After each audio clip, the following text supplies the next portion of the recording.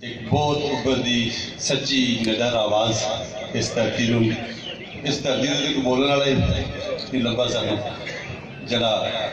खौफ दी अखां च अखां पा के मौत नूं भी वो मार के टुर गई है सदा जीउंदी। इहनूं मैं विच नित नित जड़ियां होणियां ना वाह पैंदा है नज़म मैं आसमा जहांगीर की नजर करना होणिए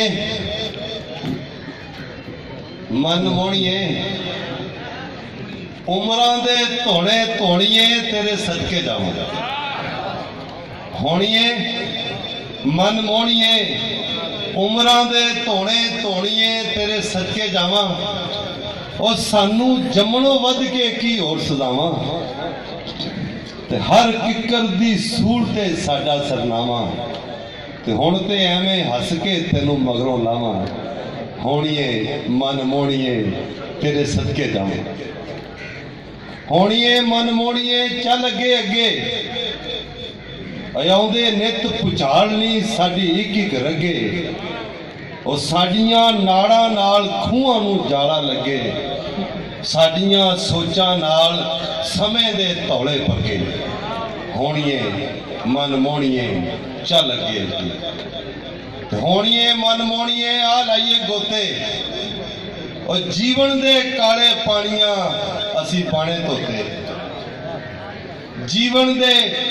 काले पानियां असी पाने धोते ते वहशत ते थलथलियां हथ जोड़ खलोते ते वेले दे नमरूद नूं असां लाउणा जोते वेले दे नमरूद नूं असां लाउणा जोते होणिए मन मोणिए आ लाइए गोते ते होणिए मन मोणिए लख बन जा कहरां और साडे लई रुशनाइयां मिर्गी दियां लहरां असी मिठे शहद वजूद विच भर लईयां जहरां दिल आखे सप दी रुड विच जा जा के ठहरा होणिए मन मोणिए लख बन जा कहरां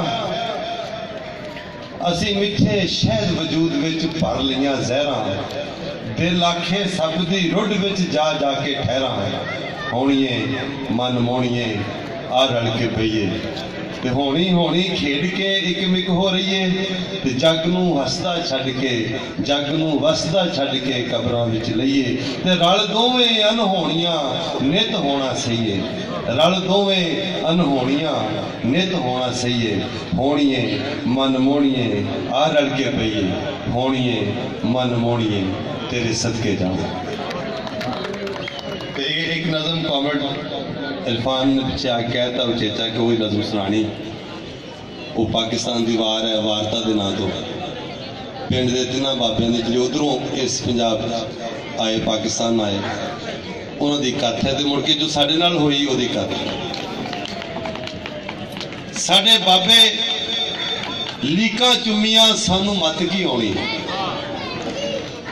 ते अंग लमकन नंगी तार ते विच रथ की आउणी अंग लमकन नंगी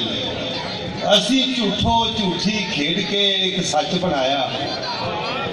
फिर उसनू धर्मी लहर दा एक तड़का लाया फिर उसनू धर्मी लहर दा एक तड़का लाया असी पाक पलीते पानियां विच रिझदे जाइए या हसीए घूरी वट के या खिजदे जाइए कोई नेज़े उत्ते सच भी इत्थे नहीं बचना और भावें ईसा मुड़ के आ जाए इत्थे नहीं बचना कोई नेज़े उत्ते सच भी इत्थे नहीं बचना भावें ईसा मुड़ के आ जाए इत्थे नहीं बचना ओए असी अखां मल मल वेखीए की खेडां होईयां और किते शेरां वर्गे सूरमे अज भेडां होईयां ते चंगा इसी पुत्रा जे देश च रहिंदे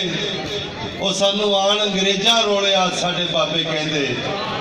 सानू आण अंग्रेजां रोलिया साडे बाबे कहंदे सानू सज्जा हथ विखा के मारी सू खब्बी ओए असी जन्नत वाल नूं नठ पए ते दोज़ख लभी थैंक यू सानू सज्जा हथ विखा के मारी सू खब्बी ओए असी जन्नत वाल नूं नठ पे ते दोज़ख लभी, असी जुत्ते विच पंजालियां हल बन गए फाइयां। असी जुत्ते विच पंजालियां हल बन गए फाइयां, असी खेतां विच बीजियां कई साल छमाइयां। असी विलके रोए भुख तो साह टुटन लग पे, फिर लत्तां कढ़ियां चौधरी असी कुटन लग पे। असी विलके रोए भुख तो साह टुटन लग पे, फिर लत्तां कढ़ियां चौधरी असी कुटन लग पे। नहीं खाण पीण नूं लभदा साडे घर च साया, अखे बोतल चो नहीं पीवना है दम करवाया है। असी विलके रोए भुख तो साह टुटन लग पे, फिर लत्तां कढ़ियां चौधरी असी कुटन लग पे। नहीं खाण पीण नूं लभदा साडे घर च साया, अखे बोतल चो नहीं पीवना ये दम करवाया। अखे बोतल चो नहीं पीवना ये दम करवाया।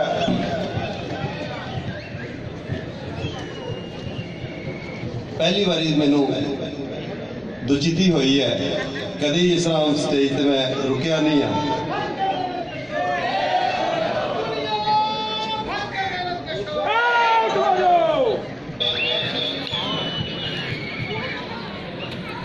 सानू सुरत ना आई होमदे किंज घाटे वादे, असी बांदर किला खेड़िया ते छितर खादे।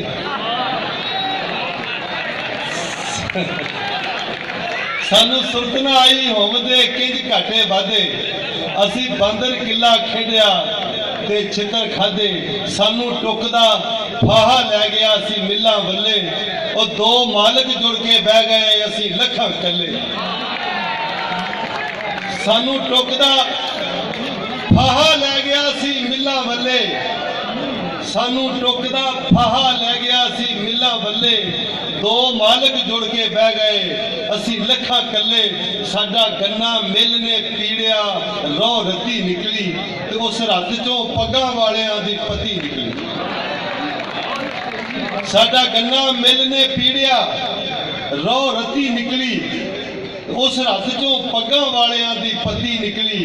असी मीह तो कणकां सांभियां सानू चौधर पै गई, और साडा मिट्टी विच मूँह तुन के साडे सिर ते बह गई। की दसां साह दी मंडीए किंज मंदा हुंदा, और मैं रब नाल दुखड़े बोलदा जे बंदा हुंदा।